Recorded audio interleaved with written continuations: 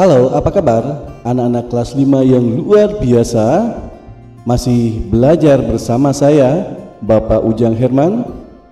Kali ini Bapak akan menyampaikan pembelajaran tematik, yaitu tema 3, subtema 1, pembelajaran 5. Untuk itu, kalian persiapkan diri, buku tematiknya yang tema 3, kemudian alat tulisnya, dan jangan lupa sebelum melakukan pembelajaran, marilah kita berdoa menurut agama dan kepercayaan masing-masing.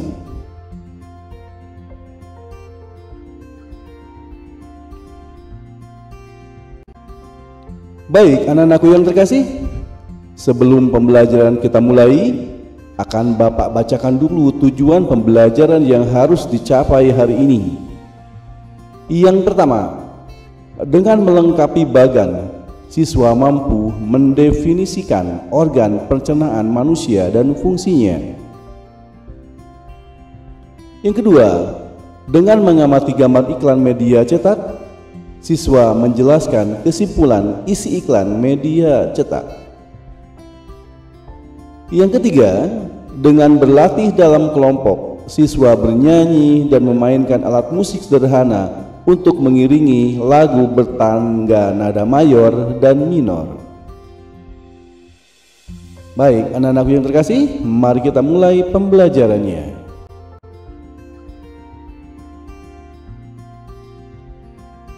Pada suatu pagi, Dayu mengeluh sakit perut saat ia sedang berbaris dan bersiap ke kelas. Setelah dicari tahu, ternyata Dayu tidak sarapan. Malam sebelumnya, ia juga terlambat makan malam. Akhirnya, sakit mahnya pun kambuh. Banyak orang berpikir bahwa penyakit mah hanya bisa diderita oleh orang dewasa. Ternyata anak-anak pun bisa terkena mah. Apa sih penyebabnya? Apa gejala mah yang dialami anak-anak sama dengan anak yang dialami orang dewasa? Ya, pada anak-anak yang mudah memproduksi gas pada lambungnya memiliki pantangan makanan. Misalnya, tidak boleh makan pedas dan asam. Mereka harus banyak makan sayur dan buah, serta tidak boleh terlalu banyak makan mie instan. Oleh sebab itu, anak-anak perlu terus diingatkan untuk selalu menjaga apa yang mereka makan. Fungsi alat pencernaan kita adalah untuk memproses pembenyahan makanan menjadi sari-sari makanan sehingga dapat digunakan oleh tubuh. Untuk mencerna makanan diperlukan organ pencernaan. Bahan makanan yang kita tidak langsung diserap oleh sel-sel tubuh. Sebelum diserap, bahan makanan harus dicerna melalui proses pencernaan. Anak-anak, masih ingatkah kalian tentang pelajaran sistem pencernaan pada manusia pada pelajaran sebelumnya? Sistem pencernaan kita terdiri atas berbagai organ yang membantu dalam pencernaan makanan dan asimilasi nutrisi. Untuk mengenal lebih baik sistem pencernaan, coba kamu lengkapi diagram berikut ini dan ingat-ingat pelajaran sebelumnya. Baik, ini adalah ada gambar atau bagan yang harus kalian lengkapi mulai dari atas proses makanan sampai pengeluaran. Ya. Yang pertama, makanan itu masuk melalui apa? Baik, melalui mulut. Setelah dari mulut, makanan melalui yang namanya kerongkongan. Kemudian setelah dari kerongkongan kira-kira masuk apa? Ya, tepat, masuk lambung. Nah, setelah dari lambung, apakah ke usus besar atau ke usus halus? Bagus. Setelah itu dia masuk ke usus halus. Nah, setelah ke usus halus, dia masuk ke usus besar. Diproses di situ, ya.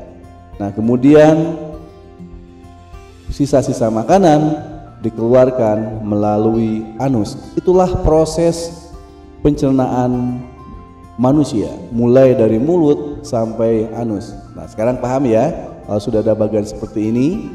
Baik, kita lanjutkan. Alat-alat pencernaan kita terdiri atas mulut, kerongkongan, lambung, usus halus, usus besar, dan anus. Bersama dengan kelompokmu atau dengan orang tuamu atau dengan kakakmu, lengkapilah informasi tentang organ-organ pencernaan di bawah ini. Nah, ini Bapak sudah lengkapi. Bapak sudah akan jelaskan di sini apa fungsi mulut, apa fungsi kerongkongan, apa fungsi lambung dan sebagainya, ya. Baik, kita akan mulai dengan fungsi mulut. Mulut adalah organ pencernaan yang pertama bertugas dalam proses pencernaan makanan. Fungsi utamanya adalah untuk menghancurkan makanan sehingga ukurannya cukup kecil untuk dapat ditelan ke dalam perut. Proses pencernaan dimulai sejak makanan masuk ke dalam mulut. Di dalam mulut terdapat alat-alat yang membantu dalam proses pencernaan, ya. Jadi ketika makanan masuk mulut dikunyah-kunyah, yaitu ada gigi, ada lidah dan sebagainya dan enzim, ya. Kemudian yang kedua, setelah dari mulut, setelah dikunyah menjadi yang cukup kecil, maka masuk ke kerongkongan. Fungsinya adalah sebagai saluran untuk memindahkan makanan dari mulut ke lambung. Kerongkongan dapat melakukan gerakan yang disebut peristaltik, yaitu gerakan meremas-remas untuk mendorong makanan sedikit demi sedikit ke dalam lambung. Makanan ada di dalam kerongkongan yang hanya sekitar 6 detik.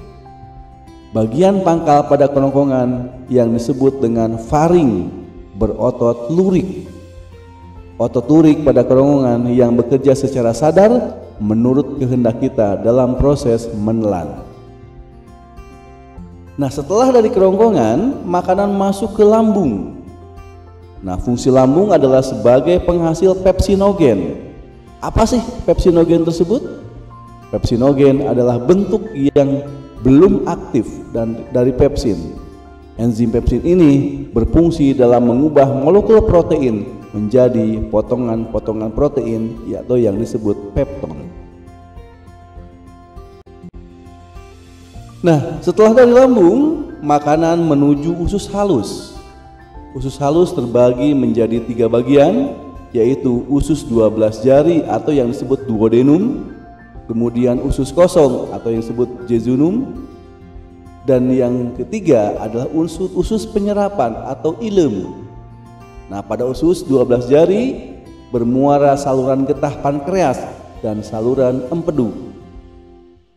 Nah, setelah dari usus halus, maka makanan menuju usus besar.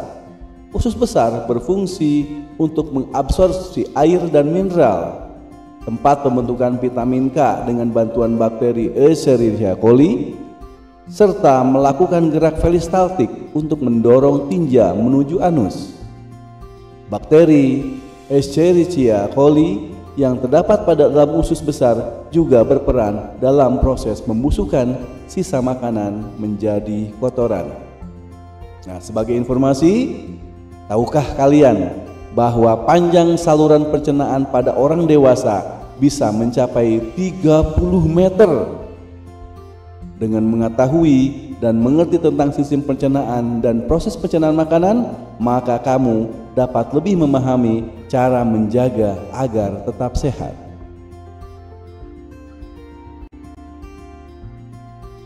Ya, kemudian untuk membuat iklan yang lebih baik, aku akan seperti apa?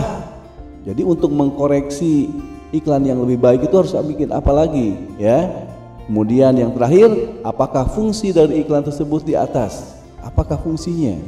Nah, kalian bisa diskusikan dengan teman kamu, dengan kakak kamu, atau mungkin dengan orang tua kamu untuk mengisi tugas-tugas yang ada di buku tersebut.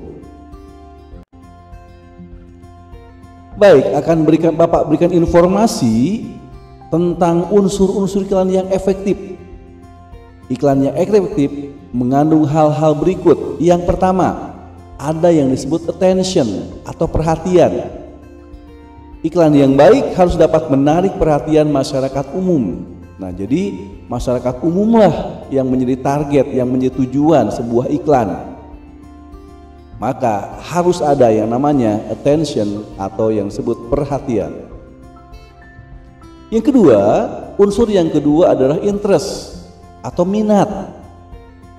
Setelah mendapatkan perhatian, maka harus ditingkatkan menjadi minat sehingga timbul rasa ingin tahu secara rinci dari diri konsumen. Jadi ada level yang tertinggi setelah menarik, berminat. Ya, misalkan kita menjual suatu produk, kita harus perhatian dulu, attention dulu, menarik ya.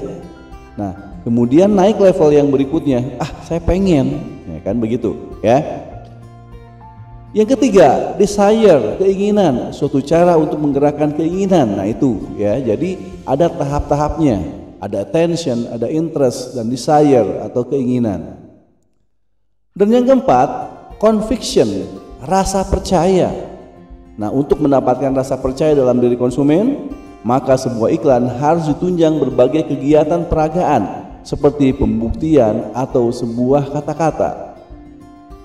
Dan yang terakhir, ada yang disebut action atau tindakan. Tindakan merupakan tujuan akhir dari produsen untuk menarik konsumen agar membeli atau menggunakan produk dan jasanya. Nah, ini berguna buat kalian, mungkin siapapun. Misalkan kita punya suatu produk misalkan ini produk rumahan, misalkan kita akan membuat yang sederhana, katakanlah cireng isi, ya kan? Cireng isi dikemas lebih menarik. Nah, itu namanya ada attention, ya, menarik perhatian. Kemudian interest, kemasannya bagus ya. Kayaknya nih mau nih saya tuh. Nah, begitu ya. Kemudian yang ketiga, desire. Wah, bagus banget ini. Kayaknya enak nih. Saya pengen beli. Nah, gitu ya. Kemudian conviction atau rasa percaya diri. Disebutkan cireng enak dan gurih. Atau itu kita testimoni ke orang lain. Nah, itu conviction, rasa percaya.